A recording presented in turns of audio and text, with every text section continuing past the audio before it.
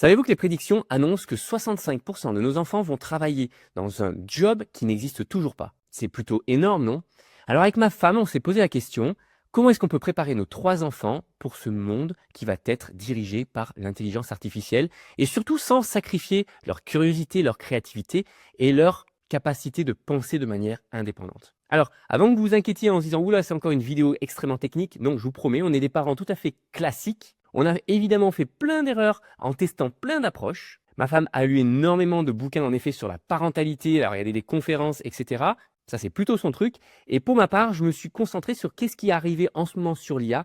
Et on a essayé de mixer un peu tout ça pour vous en sortir un peu l'essence. Et évidemment, sans surprise, c'est en train de changer complètement le monde et surtout le monde dans lequel mes enfants vont grandir et évoluer en tant qu'adultes. Alors, regardez bien cette vidéo jusqu'au bout parce que d'ici quelques minutes, vous allez apprendre sans même connaître quoi que ce soit de la technologie. Vous allez voir comment on peut transformer une IA en un éducateur que l'on peut avoir à la maison. Comment si vous interdisez l'IA et voire même les smartphones, eh ben ça va vous revenir directement dans la figure et ça va clairement handicaper vos enfants.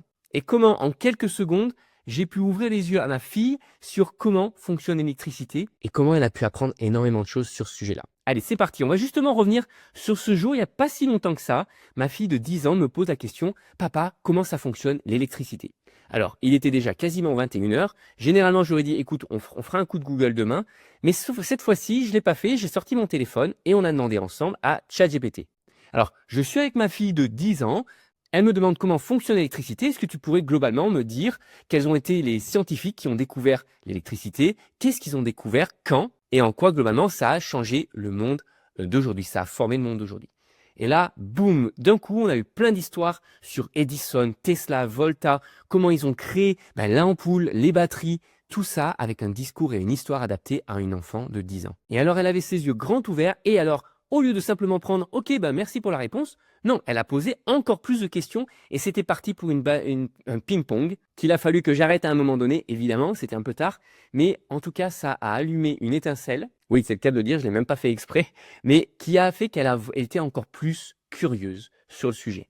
Et donc, c'est là qu'on a vraiment réalisé que l'IA, même si ça apporte des réponses, ça rend pas les enfants plus fainéants ou simplement c'est plus facile et c'est un raccourci. Non, ça va leur permettre d'aller beaucoup plus loin, de creuser beaucoup plus loin des sujets qui vont les intéresser et cela en quelques minutes. Et c'est là où cette petite histoire du soir nous a vraiment ouvert les yeux sur le potentiel de l'IA pour guider nos enfants à apprendre encore plus rapidement et au rythme de leurs propres questions. Et c'est là que c'est génial. On n'est pas simplement à demander à une IA de nous donner que des réponses, mais on est là à guider une conversation qui est en fait guidée par notre enfant. Et si on réfléchit un peu, demain, nos enfants vont être là à manager des agents IA, des logiciels qui vont faire tout un tas de tâches comme analyser des données et prendre des décisions. Et si on se concentre sur simplement leur interdire la technologie ou l'accès à ces IA, eh bien globalement, on va leur enlever une compétence qui va leur manquer demain, qui leur permettra pas justement de diriger, de communiquer et de questionner les résultats produits par ces agents. Et donc depuis peu, on encourage chez nous tout simplement les questions, les problèmes et on va les poser à l'IA quand on n'a pas les réponses en tant qu'adulte. Typiquement, comment est-ce qu'on fait pour construire une petite greenhouse dans le jardin?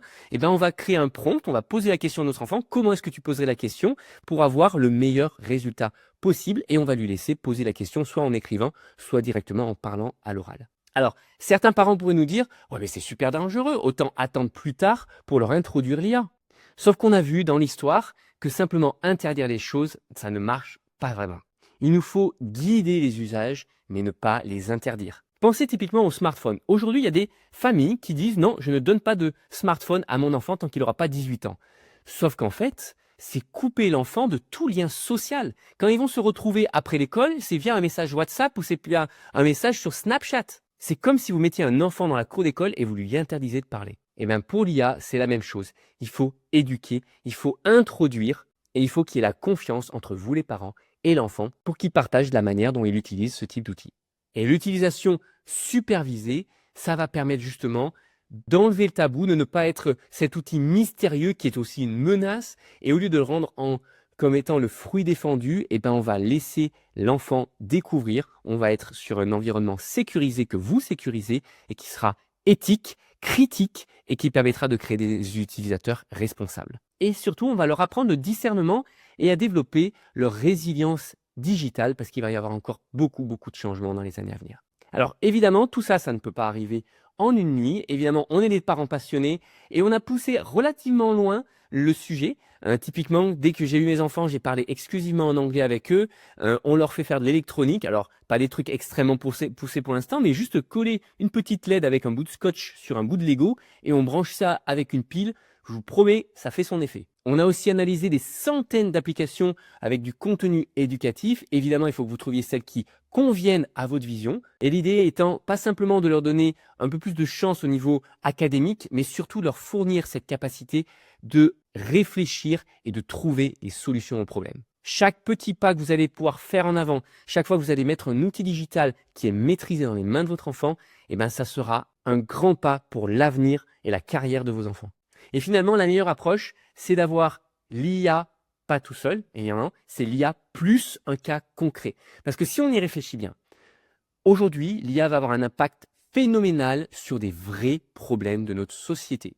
Donc, la meilleure approche, c'est de dire, on a une problématique physique, humaine, entre nous, on veut construire quelque chose, on pose la question à l'IA et on applique, en même temps, on fait une collaboration entre ce que donne l'IA et des vraies problématiques physiques. Et cette approche pratique plus IA, c'est la réponse à créer des enfants qui seront d'autant plus créatifs, qui sauront construire certaines choses et qui sauront aussi passer par ce processus de créativité qui parfois peut être désordonné et qui permettra à un moment donné d'arriver à quelque chose d'exceptionnel. Et toute cette pratique, c'est ça qui va créer des enfants de demain et c'est déjà ce qui est déjà en train d'arriver dans le monde des startups puisque j'en viens, où les entreprises commencent dès aujourd'hui à licencier des personnes et les remplacer par des agents IA. Et ça arrive que dans le milieu de la startup aujourd'hui, mais ça arrive à grands pas dans beaucoup d'industries. Dans moins de 10 ans, nos enfants vont se mettre à orchestrer des outils IA, à coder, à rechercher et même à créer des campagnes marketing juste avec ces outils IA. Donc, les mettre directement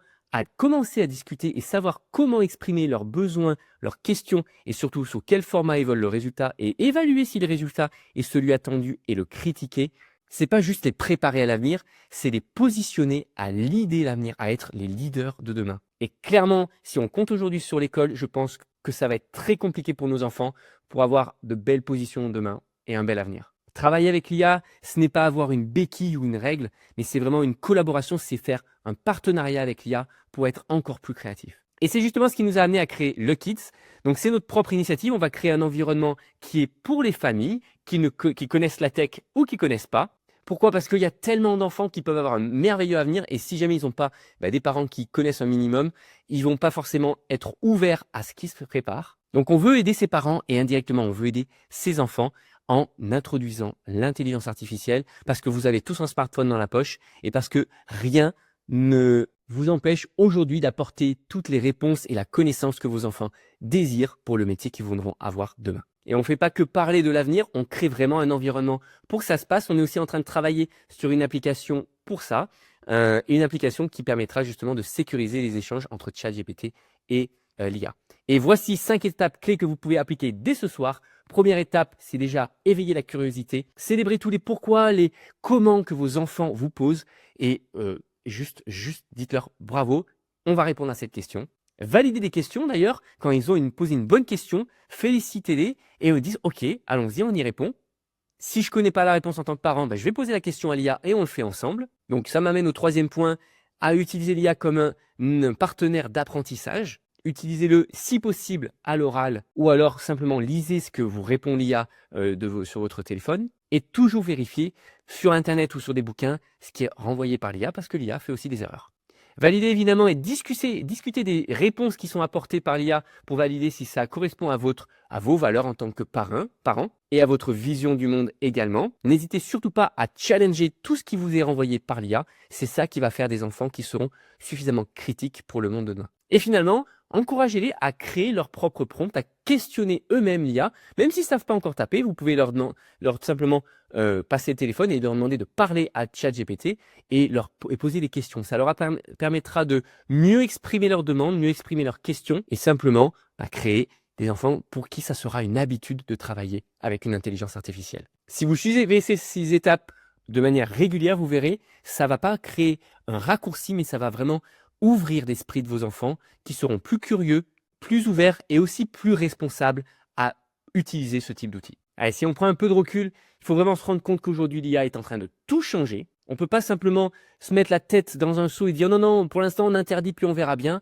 Non, notre job en tant que parent, c'est de transformer cette peur qu'on peut avoir de l'avenir en une énorme opportunité qui va permettre à nos enfants de grandir, d'apprendre et surtout de l'idée à l'avenir beaucoup plus facilement. Et d'ailleurs, si ça vous intéresse d'aller plus loin, vous pouvez tout de suite aller sur notre site luckids.com, LUKKIDS.com. On a mis en place une méthodologie qui s'appelle AI Cares. Cette méthodologie est gratuite et vous pouvez directement y accéder et ça va vous permettre de sécuriser en une petite ligne la conversation entre ChatGPT et votre enfant. Et évidemment, si vous avez aimé cette vidéo, inscrivez-vous à notre chat et à notre channel, je veux dire. On vient de lancer cette chaîne YouTube et on va aller encore plus profond sur tous les prompts qu'on peut utiliser, comment introduire l'IA, les conversations que vous pouvez avoir et on va couvrir énormément de sujets.